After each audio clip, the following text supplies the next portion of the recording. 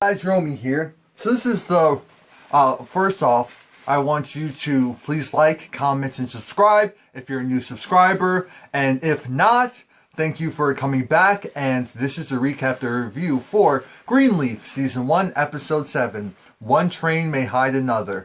Now, this episode was all about Uncle Mac. Yeah, I know. Why did we get one of those? Well, I guess it's necessary for the storyline and all of that. Let me get some of this excess oil off of my face. Yeah. And Uncle Mac, he's having this dream, and it's involving clearly this young girl. And we're thinking, really? Are we really going to do this, Oprah? We love you, Oprah. Are we really going to do an episode like this? I guess it's necessary. I guess it was only a matter of time before we really delve deep into one of the main characters. And the main character that I guess we're going to truly focus on first is Uncle Mac. I mean, he had the whole episode truly dedicated to himself. Aside from Grace, I don't know if anyone else really had this much of an episode towards their character development.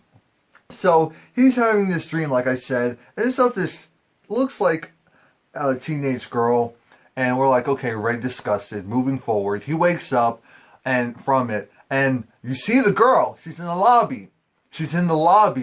And it's like, wait a minute. Don't tell me. Is she and him, do they have an understanding? No. Basically, her mom has drug alcohol issues, and so she spends a lot of her time outside of the house. Now, we get to the church, and there's a lot of foolery going on at the church. We already knew that there was a lot of foolery going on at the church, but they're being audited, and so the feds are there to go and look through all of their paperwork. And of course, he's cooperating. He's cooperating, and they appreciate it so much. They want to go and see the tax returns of the church and the revenue and all that stuff. And so they're like, okay, I'll go and get that for you right away. It's like, oh, thank you so much. Is there anything else? No, that's it. I mean, the lady was cold. She was like, I'm there to do a job. You're not going to go and distract me by a nice, warming smile and demeanor. That's not going to happen today. Charity, on the other hand, needs to talk to her uncle because, remember, she wants to bring on a new choir director. He is gay, and her uncle, it's not that he truly cares about that. He partially does, but his main concern is this guy has a history of suing churches. He's suing his previous employers. He's sued 2 of his previous employers already. Third time's the charm in Uncle Mac's mind. So he's just like, yeah, you're going to have to figure that out. Yeah, because that's not going to work out. So she's like, wait, so you're telling me that I can't hire him? It's not that you can't hire him. It's just that you can't hire him. You can't bring him to the sanctuary. So Uncle Mac has an unwarranted surprise in his, in his office. And so the surprise is his father's there. His father, now we don't know if he's necessarily drunk at this moment or if he just likes to drink. We know he likes to gamble. That's part of his issue. He has a huge gambling addiction. And so he came to the church even though he was not invited. And they actually have him on a do not let in under any circumstances list. So he's thinking to himself, how in the hell did they possibly go and... Who let him in? Who let him in? So the father's just like, you know what I'm here for. Uncle Mac pretty much pays him off to stay away. That's what he pretty much does. He pays him off to stay away. He's like, okay, Dad, you can't come back. You can't come back here. Dad, no. No.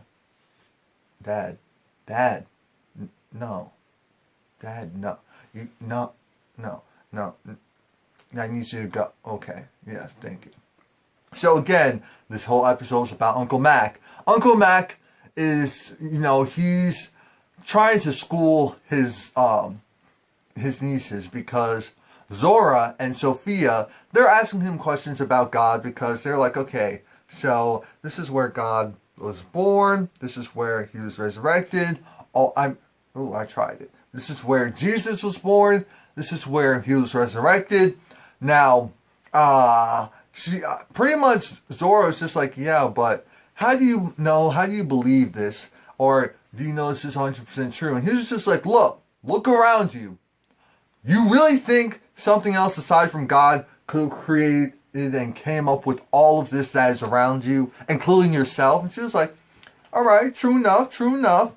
And then Sophia also had a question herself just regarding God and religion and things of that nature. And it's just like, look, I truly believe, and I forgot what he said, but there's once he left, Sophia said, oh, he's not that bad. And Zoro's like, no, he's not bad at all. Why would you think that? Of course, because of what her mom has been telling her this whole time. Again, he's coming off as this great guy. He's coming off as this great guy.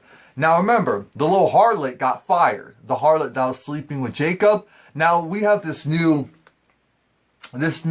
rough around the edges woman who's manning the desk. And he's like, who is that Spitfire that you have there? Well, yeah, we needed someone that Jacob was not going to want to taste her delicacies. So, yeah, there's nothing happening there. So she's here to stay, regardless of her bedside manner. She's here to stay. Here to stay. And him, Lady May was pissed. Because Lady May was like, I told you that man was not allowed to come to this church.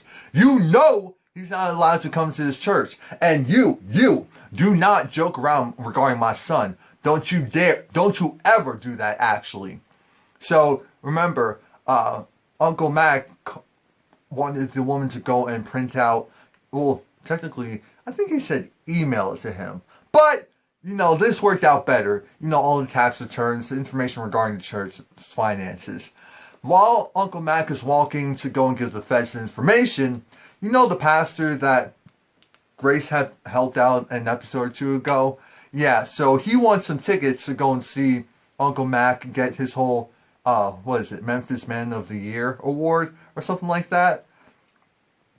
But when Uncle Mac goes into the office where the feds were, they're not there. Clearly they were probably on a lunch break or something like that.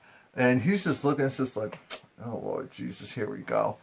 Now, he's also interviewing the man who is supposed to be the choir director. And the guy was just like, look, the other places had an issue with who I was and who I am. So that's why I had to sue them, because it was wrong.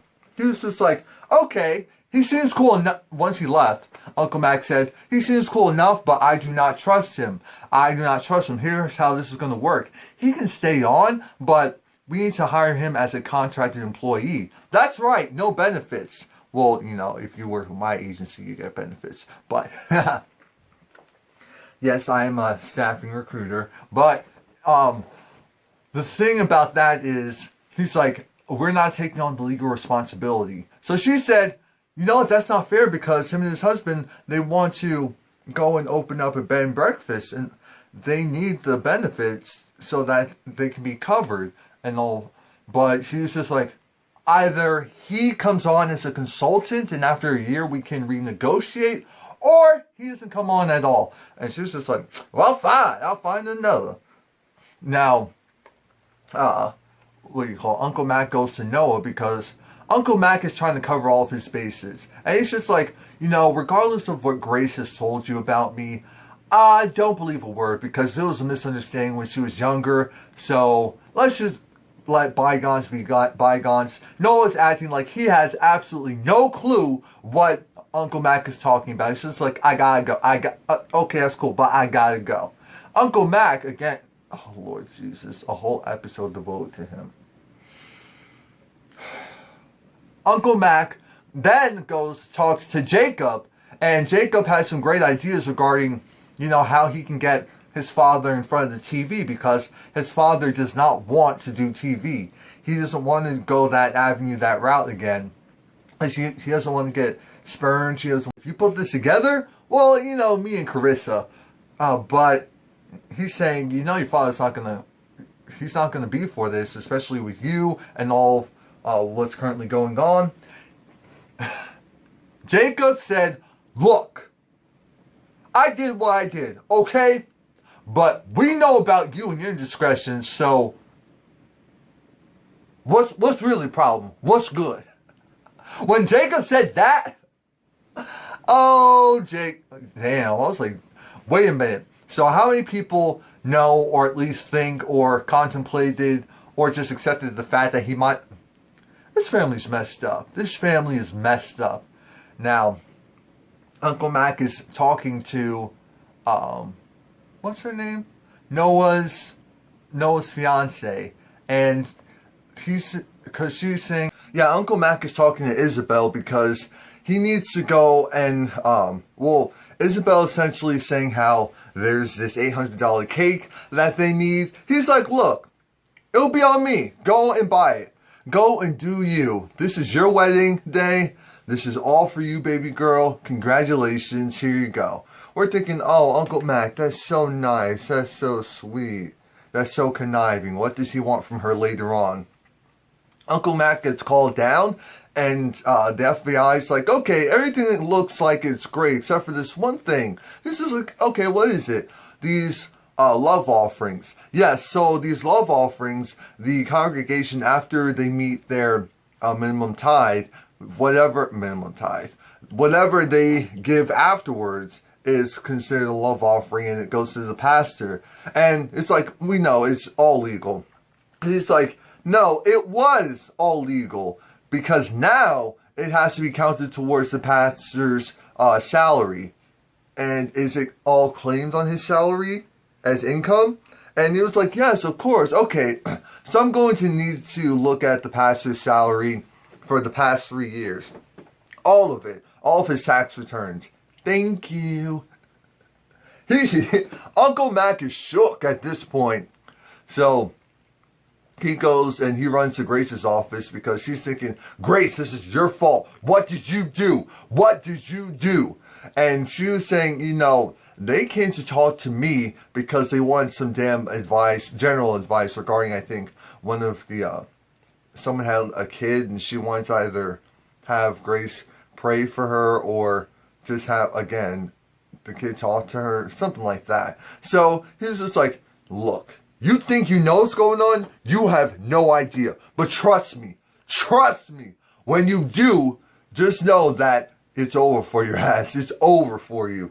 Because you don't know what you did or what you're really doing and how it's messing up everything. Grace is just like, so Uncle Mac looks like he's about to have a panic attack. So he runs to his office to gather himself. Because now he has to go in front of TV and do an interview. And because, remember, his whole Man of the Year type of thing. And everyone's there, especially a lot of the younger kids. Now, mind you, the younger kids. And they're just admiring him. And I just feel like Uncle Mac stares at Sophia a little bit too longly. I'm like, Uncle Mac, back off. Back off. Now, Bishop James is down there. He goes, pulls Uncle Mac back into his, mind you, his office so that he can go and yell at Uncle Mac for 40 days and 50 nights. Why does he have to do this? Because Uncle Mac messed up. Uncle Mac really messed up. Because Bishop James just learned that they want to go and search his tax returns and all of that. And this is when the truth comes out. He's like, this is all your fault. You're the one that wanted to do all of this extra stuff. And now it needs to fall on you. I'm getting caught up in it, but it needs to fall on you. Bishop James, you know what you're doing, so stop it, first of all. I want to make that very clear. But second, yes, we don't like Uncle Mac, so we'll say it is his fault. And so it's just like, you know, I put up with all of your mess. You going around town with all those other girls, women, and, you know, we've kept all of it secret. But trust and believe, May will find out everything in one day. I'm giving you 1 day to clear all this up. Because if you don't, then I'll have to do it. And if I have to do it, that means you're going down too. Again, Bishop James, Honestly, he's borderline no good as well. But Uncle Mac has one day to figure this stuff out. And so he goes, and Charity's trying to talk to him about, okay, her choir director, he accepted the offer, but she's not happy with it. It's just like, look, Charity, you can figure it out yourself. You're a grown woman. Do something about it. If you want to hire him, hire him. And Uncle Mac is shook, especially knowing that his father came back. Security was trying to get him to leave, but his father came back. His father needs some more money, and his father got hurt. So he was thinking security did. They're like, no, we didn't touch him. And clearly his father is doing some very, very illegal, shady stuff. And why didn't Noah say, you know, Lady May doesn't want you here? Lady May, his father goes and says, Lady May, you mean that high yellow girl that's not even my daughter? That high yellow girl that's not even my daughter. I was like, what? So then here comes Lady May. It's just like, what are you doing here? You're not allowed here. So I'm like, wait a minute. Now that's interesting. I wonder what Lady May's background is. Who is her father? Who is her father? Because now it's getting really good. Now it's getting really juicy. Like, no wonder she didn't look like the rest of her family. Now I understand why. I don't think we saw the mom, but still. And it was just like, no, why I don't claim you. Leave me alone. I'm talking to my son. It's just like, come on, man, give me some money. It's just like, what do you mean? You've been giving him money? Yes, of course he's been giving him money. That's the only reason why he stayed away.